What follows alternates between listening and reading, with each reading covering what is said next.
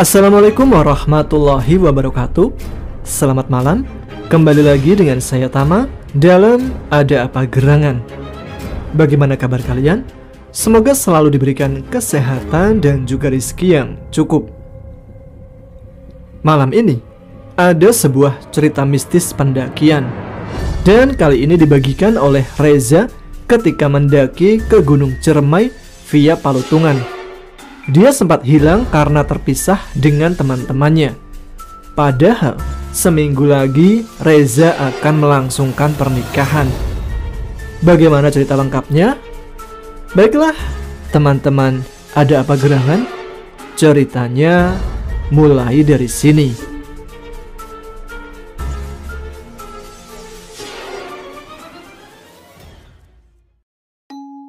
Assalamualaikum warahmatullahi wabarakatuh. Halo penonton setia Ada Apa Gerangan. Perkenalkan, nama saya Reza. Saya mempunyai pengalaman yang tidak bisa saya lupakan ketika mendaki Gunung Ciremai pada tahun 2019. Karena pendakian ini tepat seminggu sebelum saya melangsungkan pesta pernikahan dengan pasangan saya yang bernama Nina.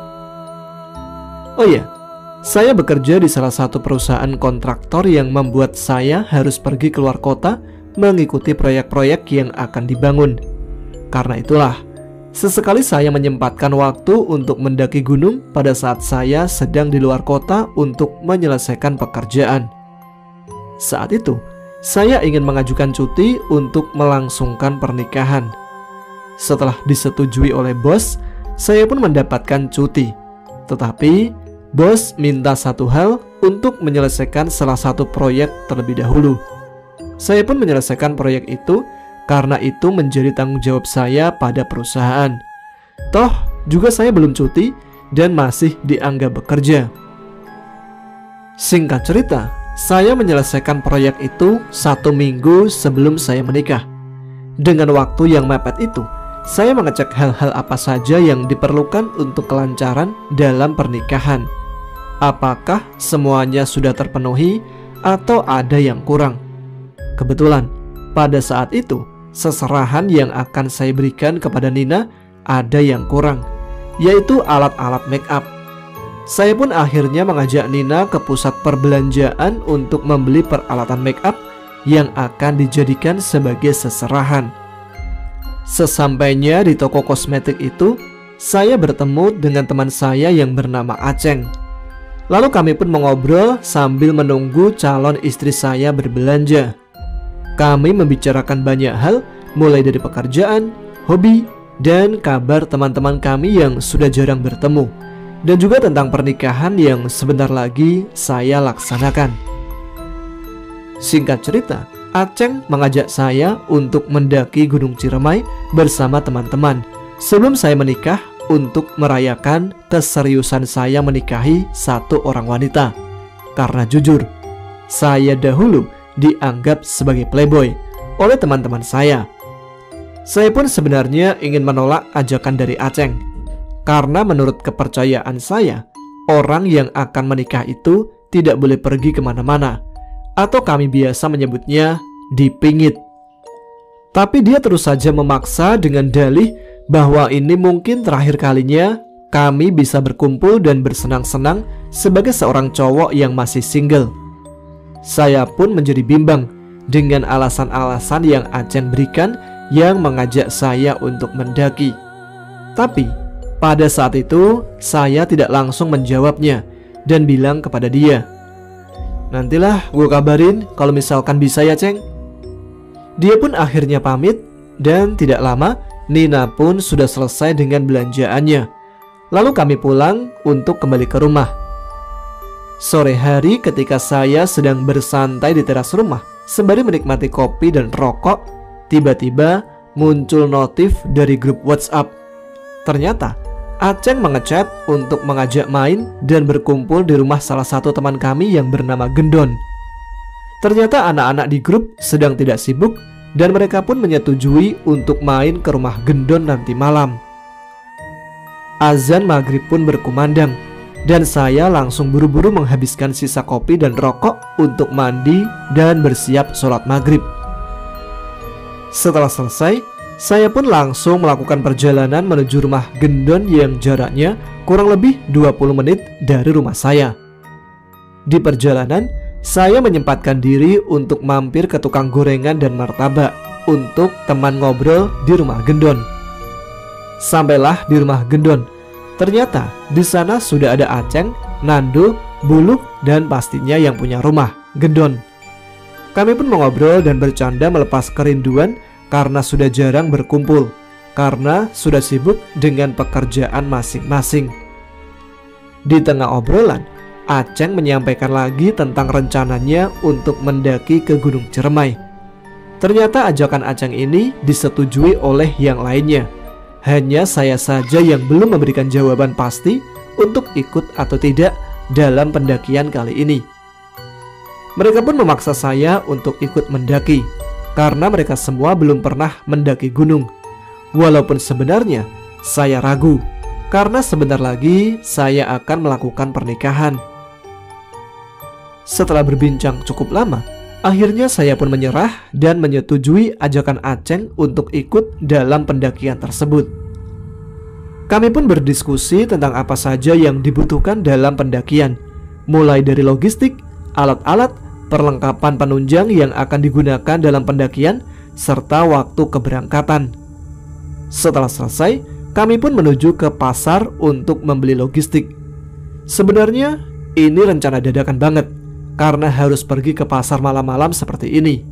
Tapi mau gimana lagi, lusa kita harus sudah berangkat, sedangkan besok masih ada beberapa dari kami yang harus menyelesaikan pekerjaannya. Keesokan harinya, saya pun menyiapkan barang-barang yang akan dibawa untuk mendaki, mulai dari sepatu, tas carrier, tenda, matras, kompor, dan yang lainnya yang kebetulan saya sudah punya. Ketika sedang bersiap, ternyata Nina datang ke rumah untuk sekedar main dan mematangkan persiapan-persiapan pernikahan.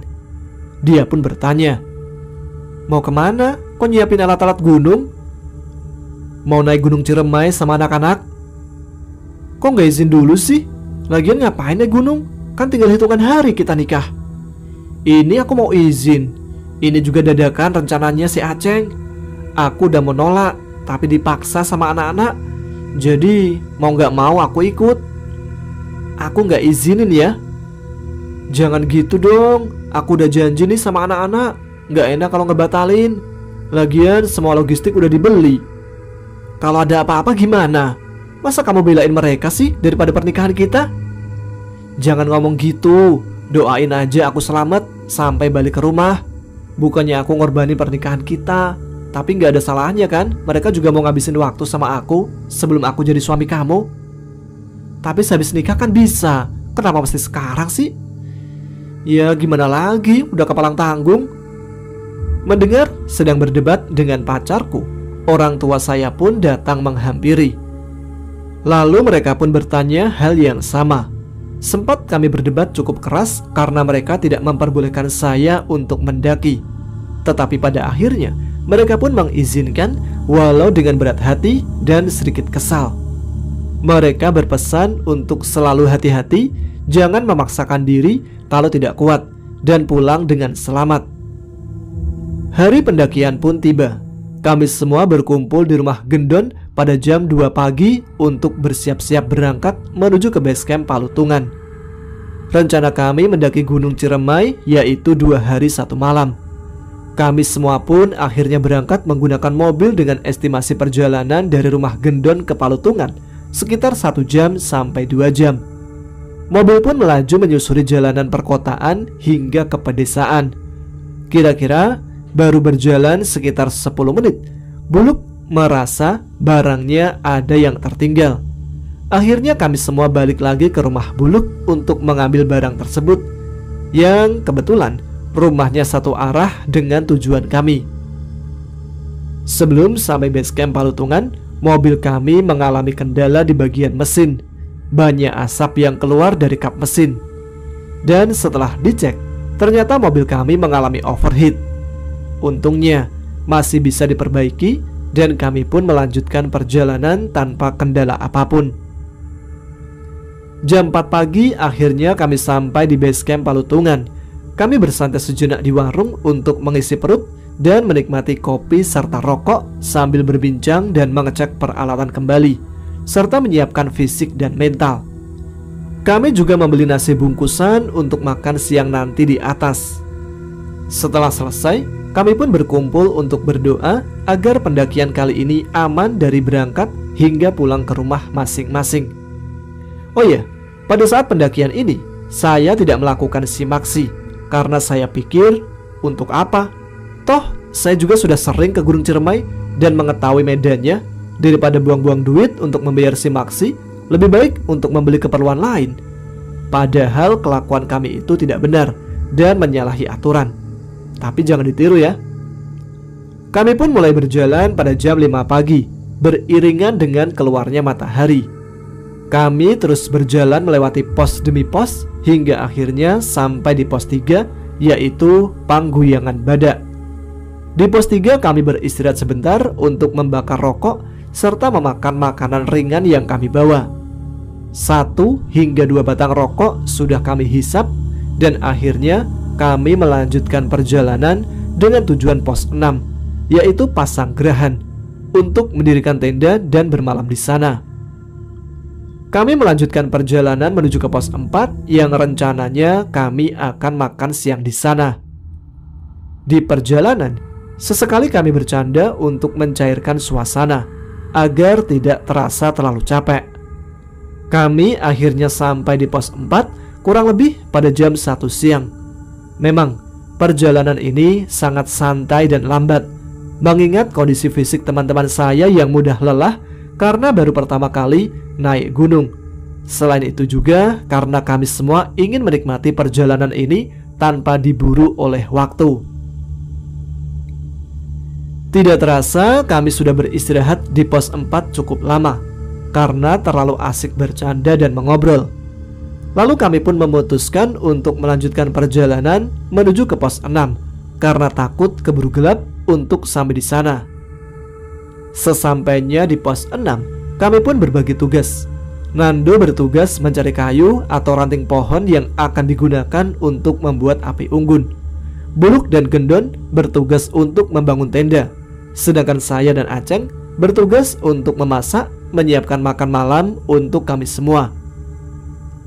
Matahari pun mulai tenggelam, waktu demi waktu, hingga akhirnya waktu maghrib pun datang.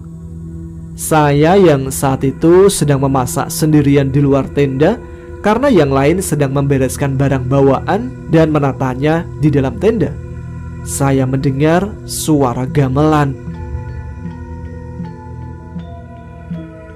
Saya mencoba tidak menghiraukannya karena suara-suara seperti itu memang sudah biasa terdengar ketika di gunung. Makanan pun sudah siap semua. Lalu kami berkumpul di depan tenda untuk menyantapnya, ditemani api unggun yang dibuat oleh Nando. Suasana di gunung membuat makan malam kami terasa lebih nikmat dari biasanya. Kami pun bersantai menikmati suasana serta momen-momen berkumpul bersama teman-teman. Buluk pun tiba-tiba bertanya kepada saya, "Za, lu yakin mau nikah? Cepet amat sih, gak mau nikmatin masa muda lu lagi?" Udah capek gue mainin cewek terus. Mau serius aja gue, biar gue juga berubah gak nakal lagi kayak lu pada. Bawa-bawa orang lu. Kalau nakal mah nakal aja. Tahu nih, sialan emang. Gue sih ngasih nasihat aja, Za. Kalau lu udah nikah nanti, jangan main cewek lagi. Kasihan istri lu ntar. Alah, sok-sokan ceramah lu, kayak hidup lu udah bener aja. Lu dikasih tahu malah gitu. Iya Don, iya. Gitu aja marah, baper amat sih. Za, lu kan udah sering ya naik gunung. Pernah nggak lu ngalamin kejadian-kejadian mistis? Sering lah, namanya juga gunung. Kan kita nggak tahu apa dan siapa yang tinggal di sana. Apaan aja, Za? Ceritain lah. Yang sering kejadian paling suara-suara doang sih. Pernah sekali waktu itu ditampakin mata merah di semak-semak gitu. Serem juga ya. Tapi kalau gua sih lebih takut ke hewan sih daripada makhluk yang begituan. Gak ada bedanya, sama-sama nyeremin ah. Setelah asik berbincang, saya pun merasa ada yang memperhatikan dari kejauhan. Ketika saya sedang melihat sekitar, benar saja ada seorang kakek tua memakai baju serba hitam sedang melihat ke arah saya dengan tatapan yang tajam di balik rimbunnya pepohonan.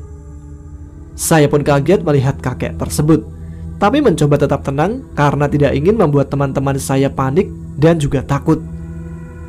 Kami pun kembali mengobrol dan sesekali mengecek apakah kakek tersebut masih ada atau tidak. Ternyata dia masih saja memperhatikanku, tetapi dia berpindah-pindah tempat. Waktu semakin malam, kami pun menyudahi obrolan dan beristirahat, bersiap untuk summit menuju ke puncak Gunung Ciremai esok pagi. Tidak butuh waktu lama untuk teman-temanku tidur. Hanya tersisa aku sendiri yang masih terjaga. Saya pun memutuskan keluar dari tenda untuk merokok sembari menunggu ngantuk. Tapi betapa kagetnya ketika saya membuka tenda. Ternyata kakek itu ada di depan tenda sedang berdiri. Kakek itu lalu berlari sangat kencang seperti kilat, pergi menjauh hingga tidak terlihat dari pandangan saya lagi. Saya pun keluar tenda dan ternyata tidak jauh dari tenda saya masih ada rombongan yang sedang berkumpul di depan tendanya. Saya pun menghampiri rombongan itu untuk sekedar mengobrol agar tidak bosan. Lagi-lagi suara gamelan itu terdengar di telinga saya, dibarengi dengan kakek itu yang sedang berdiri di pepohonan. Waktu menunjukkan pukul 10 malam. Saya pun berpamitan dengan mereka dan kembali ke tenda untuk tidur. Baru saja memejamkan mata, terdengar suara seperti auman harimau, disertai dengan suara kakek-kakek yang sedang tertawa. Saya pun mencoba untuk tidur dan tidak menghiraukan gangguan-gangguan tersebut. Pagi hari pun datang. Kami semua memasak untuk sarapan agar bertenaga pada saat summit nanti. Setelah selesai sarapan dan bersiap, kami langsung summit menuju ke puncak Gunung Ciremai dengan meninggalkan tenda dan sebagian barang bawaan kami. Di perjalanan, kami melewati beberapa pos untuk sampai ke puncak, yaitu pos Sahyang Ropoh dan pos Gua Walet. Di pos 8 atau Gua Walet, banyak sekali tenda menandakan di puncak juga akan ramai oleh para pendaki. Akhirnya kami semua sampailah di puncak Gunung Ciremai. Perasaan haru dan bahagia bercampur menjadi satu ketika melihat keindahan alam Indonesia di puncak Gunung Ciremai. Teman-teman saya pun merasa bangga karena bisa mendaki Gunung Ciremai hingga sampai ke puncak. Kami pun berfoto dan beristirahat sambil memakan cemilan yang kami bawa. Tiba-tiba si buluk ini nyeletuk, kawinan lu pindah di Ciremai aja, Za. Keren juga nih pemandangannya. Gila lu ya, kasianlah orang-orang tua yang mau hadir. Mana kuat mereka sampai puncak. Lu sewa pesawat tempur noh. Terus tamu-tamu lu suruh terjun bebas dari pesawat buat turun di puncak Ciremai. Makin gila aja lu pada ya. Gila, ternyata sebagus ini ya pemandangan di gunung. Capek gua terbayarkan. Nyesel gua baru sekarang rasain naik gunung, kata Gendon. Belum aja lu ketemu yang aneh-aneh di gunung. Gua mau cerita nih, lu pada mau dengerin kagak? Cerita apaan? Gak usah yang aneh-aneh lu. Serius ini. Kemarin pas gua masak di luar tenda kan, lu pada di dalam kan beberes. Gua ngedenger suara gamelan. Lu aja halu kali itu mah. Orang kita gak denger apa-apa. Batu banget sih kalau dibilangin. Gua sebenarnya gak mau cerita di sini. Takut lu semua pada takut. Ya elah, gitu doang mah biasa aja. Ada lagi nih. Pas malam lu udah pada tidur, gua kan keluar tuh buat ngerokok. Gua ngeliat ada kakek-kakek di depan tenda berdiri. Tapi gak lama dia langsung lari kenceng banget, kayak bukan manusia. Hah, makin aneh aja lu. Terus gimana lagi? Ya gua kaget lah. Untungnya ada rombongan lain masih pada duduk di depan tenda mereka. Gua samperin aja, ngajak ngobrol sok kenal. Pas gua lagi ngumpul di situ juga ngedenger lagi tuh suara gamelan. Ditambah kakek-kakek yang gua lihat juga masih ada di balik pepohonan, ngeliatin gua mulu dia. Suka kali tuh kakek sama lu, kata Buluk. Gila aja lu, gua udah mau nikah sama cewek asli, ya kali gua masih nanggepin kakek-kakek gak jelas gitu. Udah, ayo turun, kelamaan di puncak. Setelah puas menikmati puncak Gunung Ciremai, kami memutuskan untuk turun kembali menuju ke pos 6, di mana tempat kami mendirikan tenda. Kami mulai turun dari puncak kira-kira jam 12 siang. Saat perjalanan turun, saya mendahului teman-teman saya dan berjalan cepat menuju ke pos 6. Terlalu asik berjalan, saya pun tidak sadar bahwa sudah meninggalkan teman-teman di belakang hingga tidak terlihat dari pandangan saya. Bodohnya saya terus berjalan sendiri tanpa menunggu mereka. Cukup lama berjalan, saya pun merasa aneh. Kok tidak sampai-sampai di pos 6? Padahal jalan yang saya lalui sama persis ketika ke puncak. Saya pun memutuskan untuk berhenti, beristirahat sebentar karena lelah sudah berjalan. Tetapi tidak sampai-sampai. Hingga akhirnya waktu maghrib pun tiba dan hari sudah semakin gelap. Tetapi belum sampai juga di pos 6 dan bertemu kawan-kawan saya.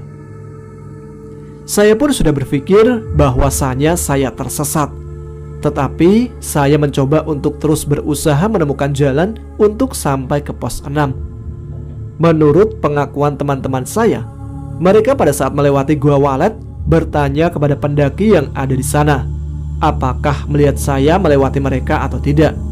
Ternyata para pendaki tersebut tidak melihat saya.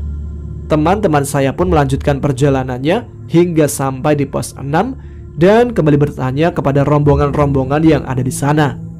Tetapi jawaban mereka tetap sama, tidak melihat kehadiran saya di pos 6. Mereka semua pun menunggu hingga jam 4 sore sembari membereskan tenda dan barang-barang dengan maksud ketika saya sampai bisa langsung turun ke base camp tanpa harus bersiap-siap lagi. Tidak ada tanda-tanda kehadiran saya, mereka pun langsung turun menuju ke base camp dan melaporkan kalau saya hilang. Teman-teman saya pun sempat dimarahi oleh petugas base camp karena tidak terdaftar di catatan mereka. Tetapi karena rasa kemanusiaan, petugas pun menghubungi rekan-rekannya untuk mencari keberadaan saya. Teman-teman saya langsung mengabari keluarga bahwa saya hilang di Gunung Ciremai. Malam itu, saya terus berjalan hingga melihat kakek berbaju hitam itu lagi. Dia memperhatikan saya selama saya berjalan. Dengan kondisi yang lemah dan tidak ada logistik, saya berhenti lagi di tengah jalan karena mendengar suara langkah kaki kuda yang sedang berlari dari arah depan. Tetapi tidak ada wujudnya. Mental saya pun semakin turun karena kejadian itu. Tetapi saya mencoba untuk tetap berjalan lagi. Langkah demi langkah saya melihat ada lampu-lampu seperti pemukiman warga. Saya pun merasa lega. Akhirnya ketemu jalan keluar. Setelah saya berjalan menuju cahaya lampu itu cukup lama, tetapi tidak sampai-sampai. Padahal jaraknya tidak terlalu jauh. Saya pun merasa sudah tidak kuat berjalan lagi dan memutuskan untuk berhenti lalu tertidur di antara rimbunnya pepohonan karena terlalu lelah. Sampai saya tidak lagi memperdulikan dinginnya angin malam di gunung dan hal-hal gaib yang saya alami tadi. Saat sedang tidur, saya bermimpi bertemu kakek berbaju hitam lagi dan dia berbicara kepada saya. Sudah lelah ya kamu? Iya kek, tolong bantu saya. Dari awal kamu datang ke sini, saya selalu memperhatikan kamu. Saya ingin membawa ke suatu tempat, tapi sulit sekali meraih kamu. Mau dibawa kemana kek? Ada yang salah dari saya? Mohon dimaafkan kalau memang saya salah. Tolong bantu saya. Ada yang mau bertemu dengan kamu. Sini, ikut sama kakek. Dalam mimpi itu, saya pun berjalan mengikuti kakek itu hingga sampai ke suatu tempat seperti kerajaan yang sangat megah sekali. Di sana seperti sedang mengadakan pesta karena ramai sekali. Tetapi orang-orang di sana aneh. Ada yang berkepala manusia tapi badannya ular.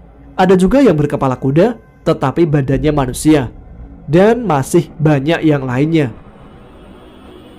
Ketika memasuki tempat tersebut, kakek itu tiba-tiba menghilang. Semua makhluk di sana memperhatikan saya semua. Hingga akhirnya ada seorang wanita menghampiri dan berbicara. "Oh, sudah datang ya? Sini, ikut saya." Dibawalah saya ke satu ruangan. Ternyata di ruangan itu sudah ada seorang wanita yang menggunakan gaun pengantin, sedang menunggu kehadiran saya. Ternyata saya mau dinikahkan dengan wanita itu. Saya pun langsung berlari keluar dari tempat itu. Hingga akhirnya saya terbangun karena ada yang menepuk pundak saya sangat keras sekali. Tapi tidak ada siapa-siapa. Saya pun terbangun dan langsung membaca doa sebisa saya. Saya kembali berjalan tanpa tujuan, ditemani suara gamelan yang terdengar lagi. Tiba-tiba ketika berjalan kaki, saya seperti ada yang memegang dengan sangat kencang, mengakibatkan saya terjatuh ke jurang. Untung saja masih bisa berpegangan ke akar pohon. Kaki saya terkilir karena kejadian itu, tetapi mencoba terus berjalan mencari jalan keluar dari hutan. Terdengar suara azan yang menandakan waktu subuh sudah tiba. Saya pun berhenti dan memutuskan untuk sholat, meminta perlindungan dari Allah untuk segera keluar dari hutan ini. Saat sedang sholat, gangguan itu semakin jelas. Angin yang tiba-tiba berhembus kencang, padahal sebelumnya tidak ada. Terdengar suara harimau, suara wanita sedang tertawa melengking, dan juga banyak sekali makhluk-makhluk aneh memperhatikan dan mengelilingi saya. Setelah selesai sholat, terdengar suara wanita. "Mau kemana? Percuma, kamu tidak bakal bisa pulang." Saya pun berdoa sambil memejamkan mata, ditemani suara-suara aneh yang terdengar di telinga saya. Tidak lama, suara-suara itu pun menghilang dan saya memberanikan diri untuk membuka mata, melihat sekitar. Ternyata makhluk-makhluk aneh tadi sudah tidak ada. Saya pun kembali berjalan mencari pertolongan hingga matahari menyinari bumi. Lalu saya melihat ada seorang kakek yang sedang mencari kayu. Saya pun berteriak dengan sisa-sisa tenaga yang saya miliki. Kakek itu pun melihat dan menghampiri saya karena sudah lemas tidak berdaya. "Kamu habis dari mana, Mas? Kok lemes banget?" "Saya habis mendaki Ciremai, Kek. Saya terpisah sama teman-temanku." "Kok kamu bisa sampai ke sini sih? Ini kan bukan jalur pendakian." "Saya tersesat, Kek. Dari kemarin siang saya muter-muter di hutan." "Astagfirullah. Untung kamu masih selamat ya, Mas. Ayo ikut kakek." Dibawalah saya ke rumah kakek itu. Di rumahnya saya dirawat hingga kondisi saya lumayan membaik. Tiba-tiba terdengar dering HP saya karena ada yang menelpon. Ternyata itu adalah teman saya, si Gendon. Saya memberitahukan keberadaan saya kepada mereka. Tidak lama mereka datang bersama keluarga saya dengan kondisi yang panik dan sedih. Setelah itu saya berpamitan dengan kakek untuk pulang kembali ke rumah. Di perjalanan menuju ke rumah, tidak henti-hentinya saya berterima kasih kepada Allah Subhanahu wa Ta'ala karena telah menyelamatkan saya. Sesampainya di rumah, ternyata sudah banyak keluarga yang berkumpul. Bahkan ada Nina bersama orang tuanya yang sudah menunggu kehadiran saya. Tangis pun pecah ketika saya menghampiri mereka dengan kondisi yang lemas. Selang beberapa hari dari kejadian itu, saya pun menikah dengan Nina. Dan alhamdulillah acara berlangsung dengan lancar. Kejadian di Gunung Ciremai itu membuat saya sadar, kalau saja saya mengikuti perkataan keluarga dan Nina untuk tidak naik gunung, mungkin kejadian itu tidak akan terjadi. Saya pun sadar dan bersyukur karena Allah Subhanahu wa Ta'ala masih sayang kepada saya, serta masih memberikan kesempatan untuk hidup dan memperbaiki diri. Sekian cerita dari saya. Terima kasih kepada teman-teman yang telah mendengarkan. Wassalamualaikum warahmatullahi wabarakatuh.